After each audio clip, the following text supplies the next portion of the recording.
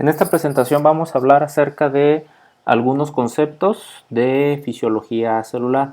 Este tema sigue siendo parte de la unidad número 5, de hecho ya son los últimos temas para terminar la unidad 5 que hemos estado viendo antes de irnos de vacaciones, que fueron principalmente los mecanismos de transporte. Pero también tenemos que hablar en esta unidad acerca de algunos conceptos de fisiología.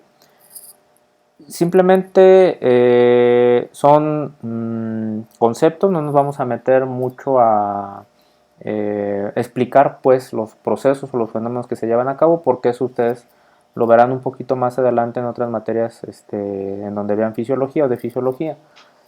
Entonces simplemente vamos a mencionar de lo que se trata el concepto.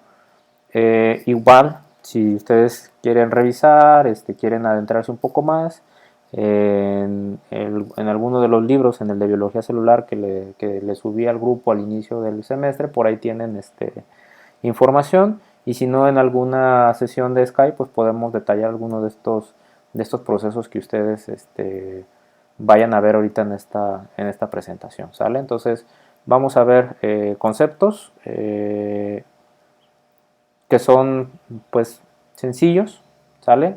Los mecanismos a veces ya no son tan simples, pero les decía, lo vamos a dejar solamente hasta la descripción del concepto. El primer concepto que vamos a ver es el que se llama homeostasis.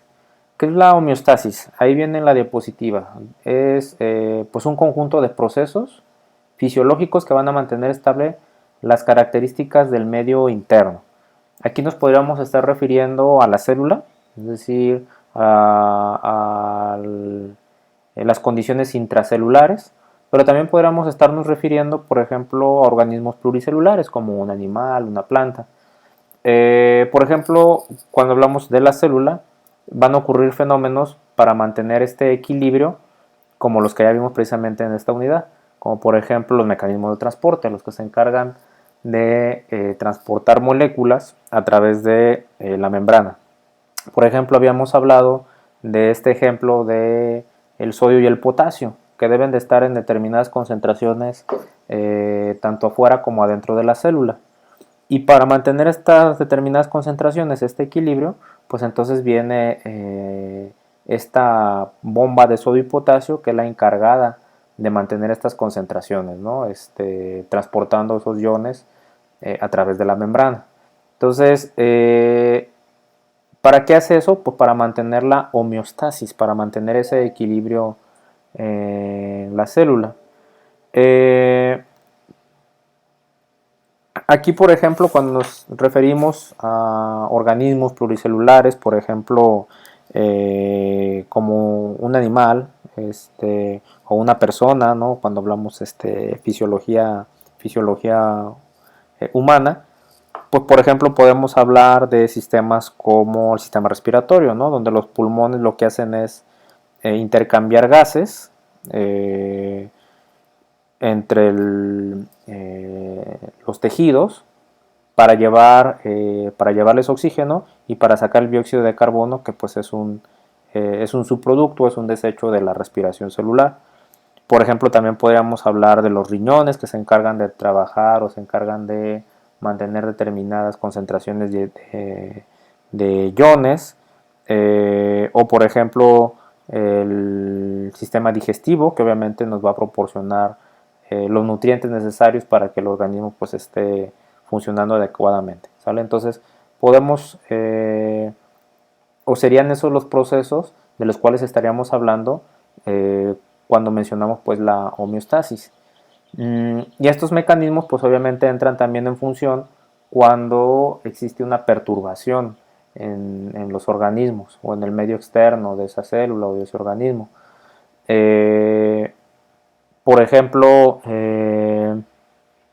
si hay una determinada condición en donde hay una acumulación, por ejemplo, de iones o de sales, pues entonces lo que va a hacer la célula pues es tratar de mantener ese equilibrio, esa homeostasis. como por ejemplo con los sistemas que les decía que ya vimos, por ejemplo la ósmosis, ¿no? Que va entonces a tratar de transportar agua para que el equilibrio de la concentración de sales tanto fuera como adentro de la célula se mantenga adecuada para la célula. Entonces eso es en general la homeostasis. Inclusive la homeostasis también la podrán ustedes escuchar en otros áreas, ¿no? En otros ámbitos. Por ejemplo, podríamos hablar, ahorita mencionábamos la homeostasis de la célula o la homeostasis de un organismo pluricelular, pero también podríamos hablar, o se ha mencionado, o luego se emplea el término para aplicarlo, por ejemplo, en comunidades, ¿no? En un ecosistema, ¿no? Entonces el ecosistema trata de mantener la homeostasis del entorno, o en la sociedad, ¿no? Se puede hablar de la homeostasis que mantiene el entorno. Entonces a lo mejor es un concepto que ya habían escuchado en alguna ocasión. Entonces a eso se refiere la homeostasis. Aquí en bases de biología o en el término de biología, pues eh, se emplea para definir la persistencia de condiciones estáticas o constantes en el medio interno. ¿Vale? Entonces básicamente es eso. Y más adelante vamos a ver, por ejemplo, ahorita vamos a ver otros conceptos, en particular de sistemas para mantener esta homeostasis. Y luego pues vamos a hablar inclusive en otras unidades, por ejemplo, cuando veamos señalización. Por ejemplo, cuando hablamos de señalización endocrina, pues nos hablamos o referimos acerca de las hormonas. Entonces las hormonas también, por ejemplo, pueden ayudarnos a mantener una determinada concentración, perdón, una determinada condición en el organismo para mantener esa homeostasis, ¿no? Se liberan estas sustancias y entonces eso hace que la condición favorable o la estabilidad o el equilibrio se mantenga en el organismo, ¿vale? Entonces vamos a hablar un poquito eh, de esos otros sistemas y les decía, aquí como nada más son algunos conceptos, ustedes también van a verlo más adelante un poquito más detallados. Esto, bueno, es lo que ya les había mencionado en la diapositiva pasada, organismos unicelulares, lo que nos referimos pues es el intercambio de esas sustancias, moléculas, que ya pusimos algunos ejemplos con el de la bomba de sodio y potasio y que hemos estado viendo con los mecanismos de transporte. Y cuando nos referimos a organismos pluricelulares, pues de lo que nos referimos o a lo que o los sistemas más bien que entran en funcionamiento para mantener esta homeostasis, pues es por ejemplo el sistema circulatorio que les mencionaba, el sistema digestivo, el sistema endocrino que les comentaba también. Entonces todos esos sistemas pues nos van a ir ayudando a mantener esas condiciones en el organismo. Vamos a ver un primer concepto que es ya más en particular para referirnos a un sistema en concreto. En general vimos, o lo primero que vimos fue la homeostasis, ¿vale? Que es un término general para referirnos a la persistencia de condiciones estáticas o constantes en el medio interno, ¿vale? Cualquier medio, cualquier célula, cualquier organismo, les decía inclusive hasta comunidades, ¿no? Se puede hablar. Y entonces viene un concepto en particular que se llama hemostasia, ¿vale? Entonces no hay que confundirnos. El anterior era homeostasis, que es en general, y este es la hemostasia, que se refiere particularmente al equilibrio o a la homeostasis de la sangre, ¿vale? Entonces son términos muy parecidos, no hay que confundirse. Ahorita vamos a ver otro que también es muy parecido, pero hay que saberlos diferenciar. Entonces, esta hemostasia nos referimos principalmente a los mecanismos de coagulación de la sangre. Una sangre, vamos a decir así, cuando está en el sistema circulatorio, en un organismo vivo, pues lo normal es que se mantenga en forma líquida, ¿no? Porque está circulando a través de esas venas, de esas arterias, de esos capilares. Sin embargo, cuando hay una lesión, hay un rompimiento de los vasos, un daño en el tejido, puede haber una hemorragia y entonces esa sangre se perdería.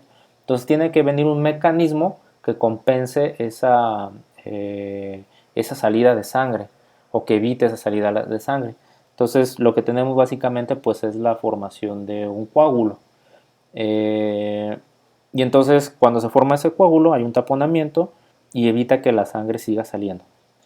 Sin embargo, este es una especie como de eh, pues una especie como de mecanismo que se está contraponiendo, ¿no? Porque si decimos que la sangre debe estar en un estado líquido, pero luego puede estar en un estado sólido, si hay una falla en el sistema, imagínense que de repente la sangre se coagulara, ¿no? Sin ningún motivo, pues el organismo simplemente se muere. O por ejemplo lo que sucede con algunas enfermedades, ¿no? Como la hemofilia, en donde aunque haya un rompimiento del vaso sanguíneo, una lesión de los tejidos, no se forma el coágulo y entonces la sangre se empieza a perder. Y entonces ahí nos está cumpliendo con esta condición de hemostasia, ¿no? Esta equilibrio en el sistema circulatorio, en la sangre. Entonces, y por ejemplo también cuando una vez que se formó el coágulo para taponear esa salida, este coágulo también se tiene que disolver en un momento, porque si no, ese coágulo, inclusive a lo mejor ustedes lo habrán escuchado, ese coágulo pues puede viajar a través del sistema circulatorio, ¿no? A través de las venas, de las arterias, y puede llegar a tapar algún capilar, y entonces eso podría ser peligroso, ¿no? Imagínense un coágulo que tapa alguna vena, arteria, algún capilar, que transporta la sangre al cerebro, entonces esto puede ser pues peligroso, ¿no? Entonces debe de haber entonces este mecanismo que está participando para mantener la sangre líquida cuando está en circulación en nuestro organismo, pero también que a su vez pueda reaccionar y coagular la sangre cuando sea necesario y luego también disolver este coágulo, ¿sale? Entonces eso es en particular la hemostasia. Más adelante ustedes la van a ver, de hecho, un poquito más explicada, ¿no? Los mecanismos. Les decía, esto básicamente es lo que conocemos como la cascada de coagulación. Y entonces ahí en la cascada de coagulación pues suceden varios fenómenos para realizar por ejemplo, cuando hay alguna lesión, alguna hemorragia, ¿no? Por ejemplo, podemos hablar que sucede, por ejemplo, la contracción del vaso lesionado, hay adhesión de las plaquetas, ¿no? Que son células sanguíneas, a la pared del vaso sanguíneo, a las membranas. También se forma entonces el coágulo o el trombo, que se le puede llamar también. Y eh, después viene ya en sí lo que es la coagulación con la formación de la fibrina, que es lo que va finalmente a consolidar o a formar ya lo que es el tapón hemostático, así se le llama, ¿no? Precisamente de hemostasia. Y luego les decía, luego obviamente tiene que venir entonces todo este proceso por el cual se tenga que disolver este coágulo.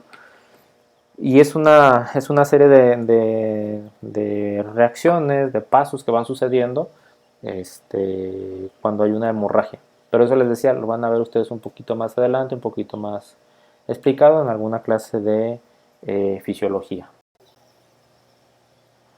Eh, Estos sistemas no solamente de hemostasia, sino en general de homeostasis, funcionan como mecanismos de retroalimentación. Ahorita un poquito más adelante vamos a hablar de esos mecanismos de retroalimentación. Pero así de forma general que es que hay hay un estímulo, hay una situación que entonces va a hacer que el organismo reaccione. Entonces esa es una retroalimentación, ¿sales? Si yo alguno de ustedes pues ahorita bueno, ahorita no puedo, ¿verdad? Porque estamos en clases virtuales, pero si en el salón, por ejemplo, eh, con un objeto eh, punzante, algún alfiler, alguna aguja, los picara, pues ustedes van a reaccionar, ¿no? Entonces están haciendo, tenemos una retroalimentación a ese estímulo que están recibiendo. Entonces los sistemas de homeostasis pues así funcionan, ¿no? Va a haber una alteración, va a haber un estímulo externo que va a liberar estos mecanismos para mantener la homeostasis.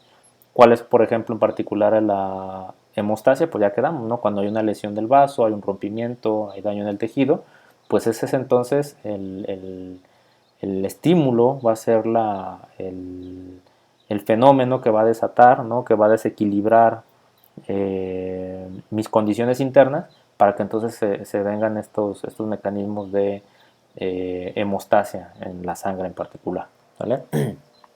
Bueno, y aquí haciendo un pequeño paréntesis, ¿no?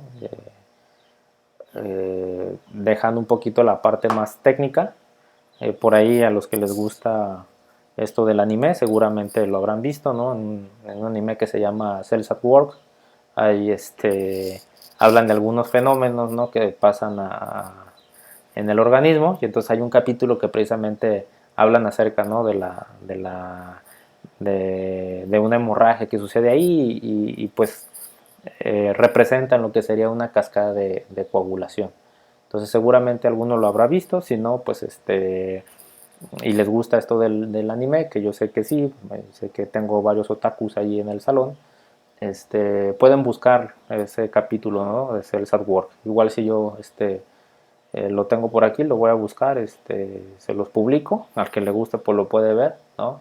Les decía, obviamente no es una cuestión eh, muy científica, ¿no? O sea, pegada a la descripción literaria o a la descripción de los textos, pero es una forma, pues, interesante, ¿no? De conocer los procesos, ¿no? Entonces, inclusive si tienen por ahí algún hermanito o sobrinito más pequeño, pues a lo mejor le llama la atención, ¿no? Entonces está interesante, ¿no? Obviamente, pues a este nivel tenemos que estudiar cosas ya más a profundidad, pero pues está bien como para echar relax un ratillo viendo ahí un capítulo de anime que además habla de algunas cosas ¿sale? Entonces, era allí el paréntesis.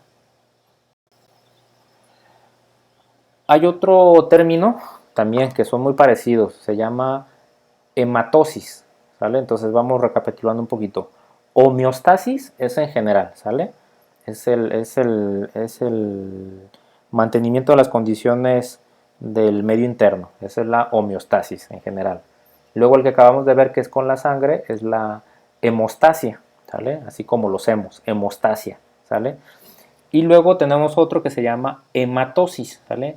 El término de hematosis se refiere en particular para hablar del intercambio gaseoso, es decir, oxígeno, dióxido de carbono, que sucede entre los pulmones y los tejidos, bueno, la sangre en particular, eh, que se lleva a cabo pues, por los alveolos, que son la unidad básica funcional de los pulmones. Entonces, para mantener también esta condición de equilibrio, de homeostasis en el organismo, pues necesitamos también que haya un intercambio adecuado de gases, de dióxido de carbono y de oxígeno principalmente.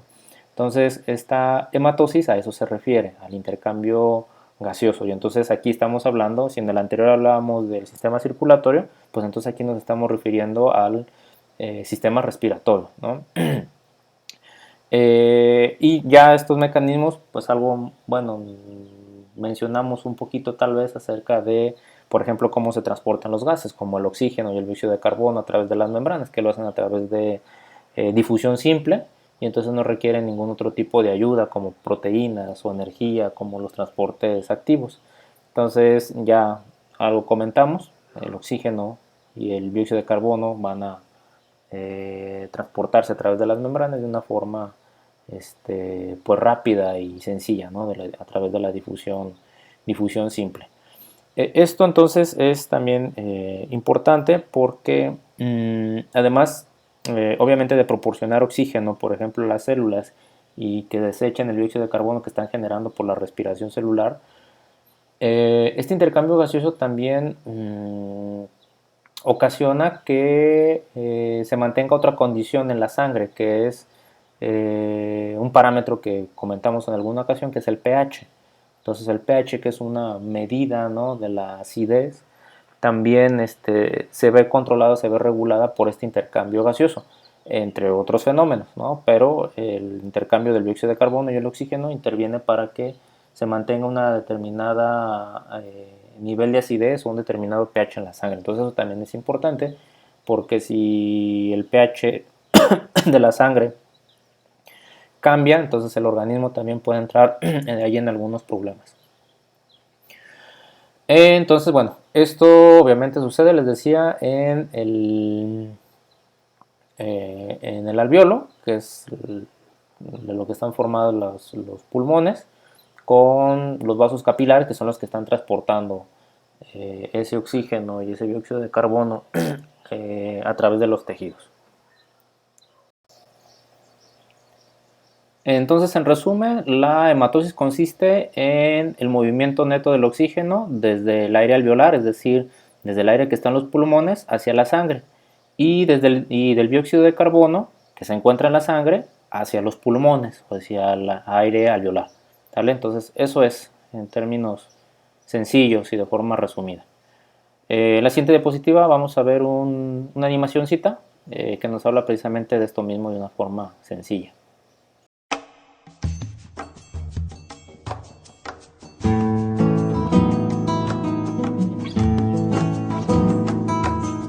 Los pulmones son órganos huecos en los anfibios o esponjosos en reptiles, aves y mamíferos, a los cuales llega el aire a través de órganos conductores, faringe, laringe, tráquea y bronquios.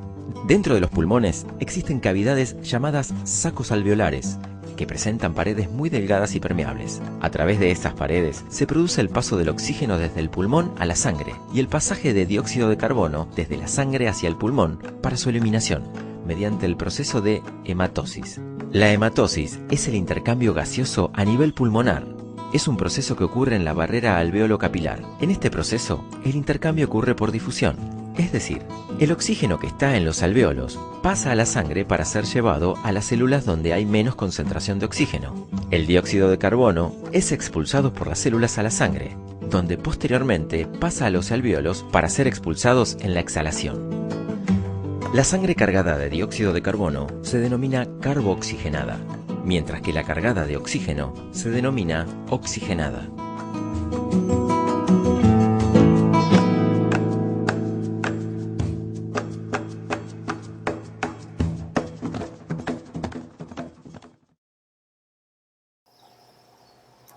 Ahora vamos a hablar de lo que es la retroalimentación, que ya se los había mencionado en unas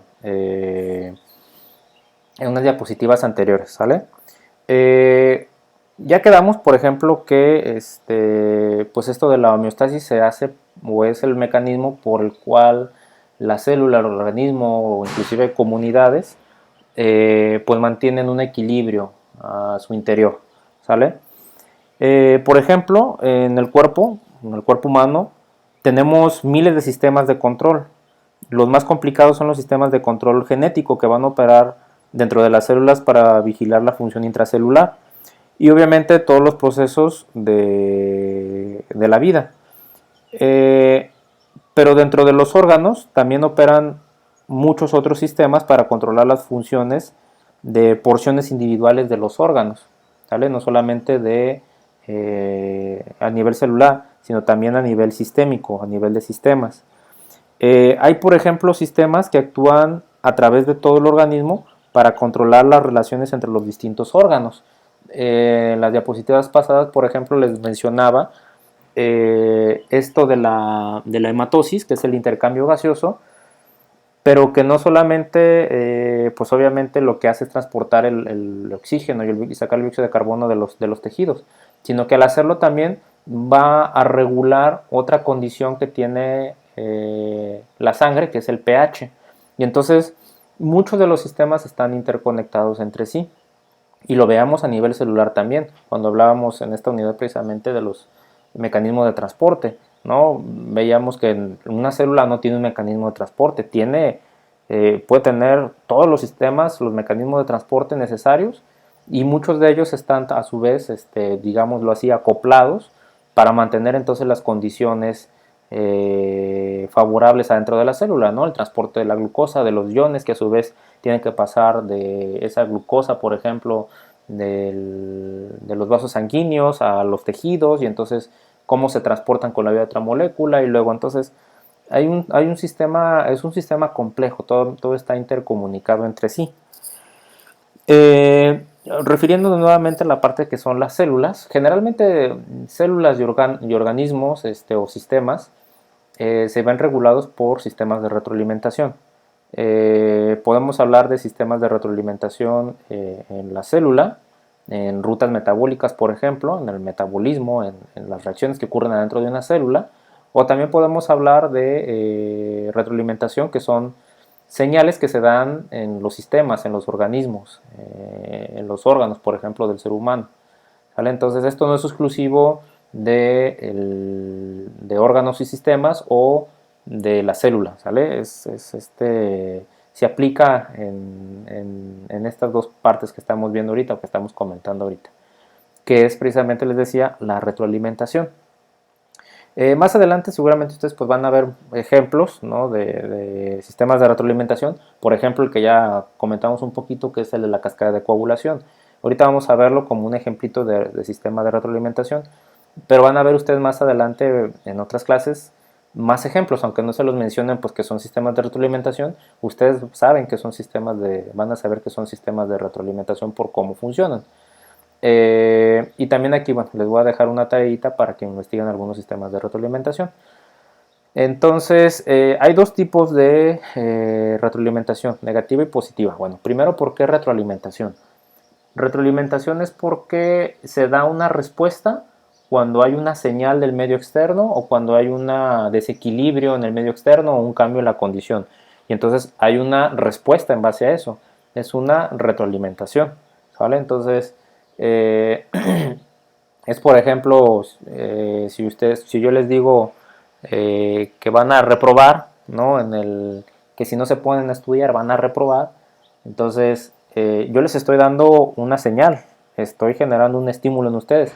Entonces su respuesta va a ser, ya dependerá de cada quien, ¿no? Podría ser una respuesta en donde se pongan a llorar, se pongan a estudiar, o simplemente pues no les importe mucho, ¿no? Entonces, pero están generando entonces una respuesta. Entonces hay una retroalimentación, ¿sale? Esa retroalimentación, les decía, puede ser de dos tipos, negativa y positiva. ¿La negativa cuál es? La negativa, por ejemplo, si hay una señal, hay una respuesta que va a hacer que esa señal se inhiba. Y entonces ahí se para el proceso. Por eso se llama retroalimentación negativa. Ahorita más adelante vemos algún ejemplo para que quede esto claro. Y la retroalimentación positiva es que la señal lo que genera es una respuesta que a su vez lo que va a generar es que la señal se intensifique. Y entonces como la señal se hace más intensa, vamos a tener más respuesta. Como tenemos más respuesta, hay más señal. Y entonces es una especie de círculo vicioso o es como una especie de bolita de nieve, ¿no? Que va rodando. Conforme va rodando se va haciendo más y más y más grande. Entonces eso es la retroalimentación positiva.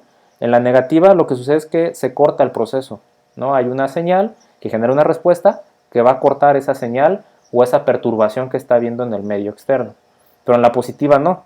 En la positiva hay esa señal y esa señal ocasiona que la respuesta provoque más perturbación en el medio externo o una mayor señal y entonces esa señal pues nuevamente va a producir más respuesta, más señal, más respuesta, más señal, más respuesta y entonces se genera este círculo vicioso o esta bolita de nieve, ¿sale?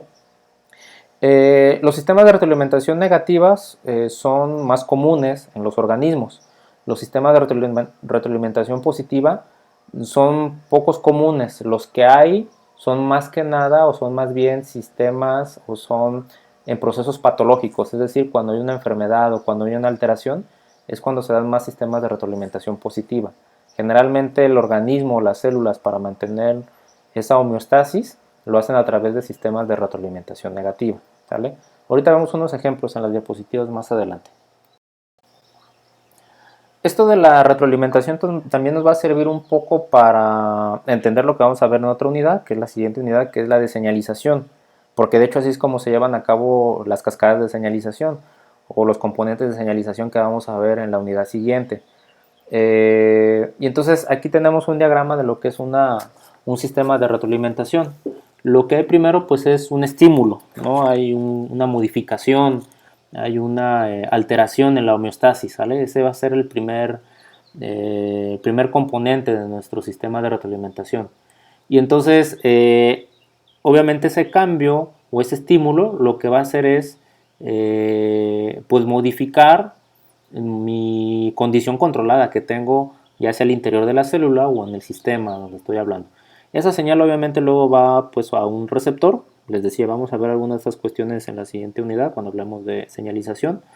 Que ese receptor pues obviamente tiene otros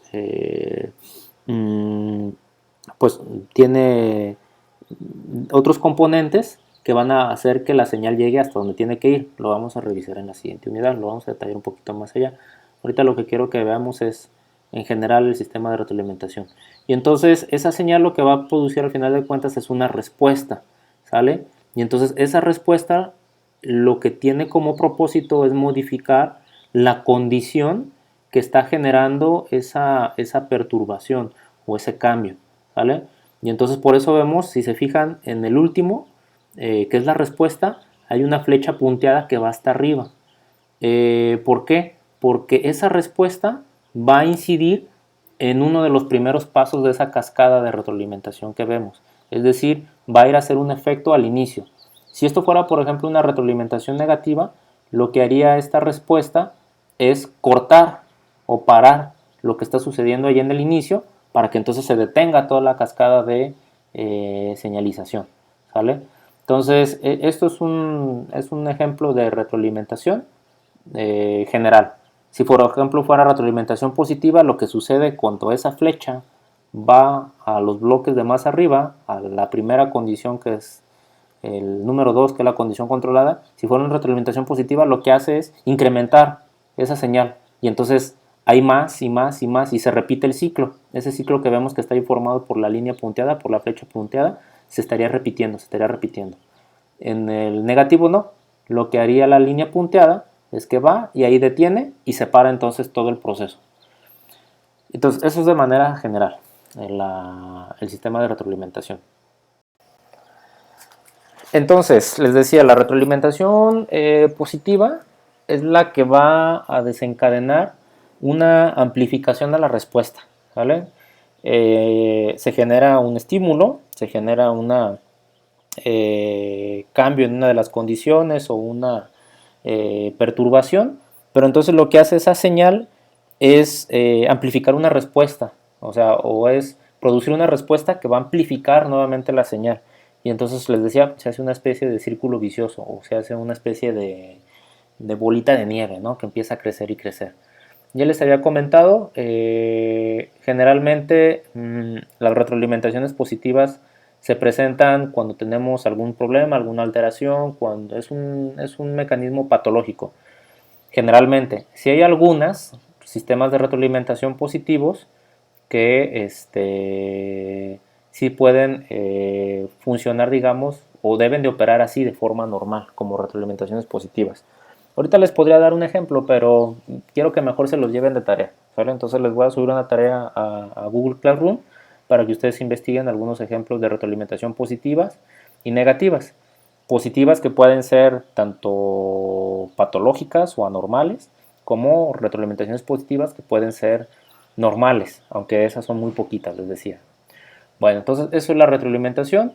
Y bueno, ahí en la diapositiva vienen algunos elementos que constituyen en general la retroalimentación, que es una cascada de señalización, pero les digo, lo vamos a ver en la siguiente unidad un poco más detallado y ya en específico con eso. Entonces, nada más no se les olvide esto porque obviamente pues todo va enlazado con los temas que hemos estado viendo. Si se fijan, hemos seguido una secuencia en donde lo que hemos estado viendo desde el inicio pues nos está sirviendo para continuar con temas más adelante. Entonces es lo mismo con esto, ¿sale? Entonces, bueno, nada más ahí por mencionar, pues hay el estímulo, una vía aferente, un centro integrador, el efecto, la respuesta, y entonces vamos a hablar de eso más adelante en la siguiente unidad, ¿sale? No se preocupen, ahí vamos a ver qué son todas estas partes las que está integrada una cascada de señalización que van a desembocar o pueden desencadenar un sistema de retroalimentación positivo o negativo, ¿sale? Aquí hay ahorita adelante un ejemplo y les voy a dejar algunos otros más. Este es un ejemplo de retroalimentación positiva. Les decía, realmente hay poquitos ejemplos de retroalimentación positiva que son normales en el organismo. La mayoría, les decía, son patológicos. Uno de estos que son normales, pues es precisamente del que hemos comentado desde el inicio de la presentación casi, que es la cascada de coagulación. ¿Por qué? Porque, bueno, hay una parte, fíjense que ahí en el círculo que está marcado, que viene como el feedback positivo, ¿no? Feedback pues es retroalimentación, ¿no? Nada más que está en inglés, ¿no? Viene un anglicismo, pero es lo mismo, es el feedback positivo o la retroalimentación positiva. ¿Cuándo sucede esa retroalimentación positiva? Cuando se rompe el vaso sanguíneo, uno de los fenómenos que suceden es la agregación de plaquetas. Esas plaquetas se van pegando donde está el daño, la ruptura de ese vaso sanguíneo. Pero entonces, al irse pegando estas plaquetas mandan señales para que más plaquetas se vayan pegando. Y entonces, obviamente, al haber más plaquetas pegadas, hay mayor señal para ir llamando a más plaquetas. Y entonces, más plaquetas pegadas, más señal para llamar más plaquetas. Y entonces, esa es la parte en donde entramos en un ciclo, en un feedback positivo, ¿sale? Por ejemplo, imagínenselo así, llega una plaquetita, ¿no? Vean Cells at Work si pueden. Llega una plaquetita y le grita otra plaquetita. Y entonces ya son dos plaquetitas. Y entonces esas dos plaquetitas gritan y entonces se oye más fuerte. Y entonces más plaquetitas las escuchan y van a llegar. Y entonces se unen a las que ya estaban gritando al inicio. Entonces más plaquetitas juntas pues van a gritar más fuerte. Y entonces se van a escuchar más lejos y van a agregar más plaquetitas. Y entonces eso es un sistema de retroalimentación positivo. Se fijan cómo la señal inicial dio una respuesta que incrementó la señal inicial y así sucesivamente hasta conseguir esta retroalimentación positiva. Obviamente hay una parte, ¿no? Porque si esto continuara indefinidamente, pues estaríamos todos coagulados, ¿no? Cuando nos cortamos, y eso no sucede. Entonces sí hay una parte en donde ese feedback positivo se va a cortar, que es por ejemplo cuando ya se formó el tapón. Y vienen otros mecanismos que les decía, ustedes van a ver más adelante detallados, que si la fibrina y el coágulo y todas esas cosas que no solamente son plaquetas, sino son otras cosas que tienen que pasar ahí. Y entonces cuando ya se taponea el vaso sanguíneo, la ruptura, entonces ahí sí ya se corta ese retroalimentación positiva, ¿vale? Entonces ahí está un ejemplo de este fenómeno de retroalimentación positiva. Ustedes van a investigar más, se los voy a dejar ahí de tarea en el Google Classroom. Y entonces tenemos la retroalimentación negativa. Les decía, aquí los sistemas, las células, se rigen más por sistemas de retroalimentación negativas. Esto ya se les había explicado brevemente en otro diapositiva. Aquí lo que sucede es, imagínense, o sea, no pasa como lo que veíamos en la diapositiva anterior con las plaquetitas. Imagínense que si en lugar de pasar lo que les platiqué hace un momento, que llega, se rompe el vaso sanguíneo y llega una plaquetita, ¿no? Pero esa plaquetita solita tapa el rompimiento, la salida de la sangre por el vaso sanguíneo. Como ya se cumplió el propósito, pues entonces ya no hay necesidad de darle a más plaquetitas. Y entonces se rompe pues ahí la cadena de señales y eso es lo que llamamos una retroalimentación negativa en ese caso, ¿sale? Entonces algo así es, o sea, cuando hay un estímulo, hay una señal y esa respuesta genera que por el mecanismo que sea esa señal o ese estímulo se detenga, entonces es retroalimentación negativa. Yo ya no necesito estar generando, o sea, ya no se va a generar más señal para que tenga más respuesta, ¿sale? Eso es la retroalimentación negativa. A diferencia, como vimos con el ejemplo anterior de la plaquetita, que es retroalimentación positiva, ¿sale? La siguiente diapositiva viene otro ejemplo, o más bien viene un ejemplo de esta retroalimentación negativa. Aquí, por ejemplo, vemos una retroalimentación negativa. De estos podríamos encontrar muchos, o sea, De estos sí van a encontrar bastantes. De hecho, este por ejemplo es un caso de un sistema, ¿no? En donde los sistemas, los órganos están interviniendo. Pero por ejemplo, los sistemas de retroalimentación negativa suceden a nivel celular. En lugar de estar viendo aquí como está en el diagrama, en donde intervienen glándulas y sistemas, yo lo que vería en una retroalimentación celular, a nivel celular, serían, por ejemplo, rutas metabólicas, ¿no? Entonces, ¿qué es, por ejemplo? Primero explico y luego explico a lo mejor uno con una a nivel celular, para que quede claro. Por ejemplo, fíjense, lo que nos muestra es que el estímulo o el cambio de la condición sería el estrés, ¿no?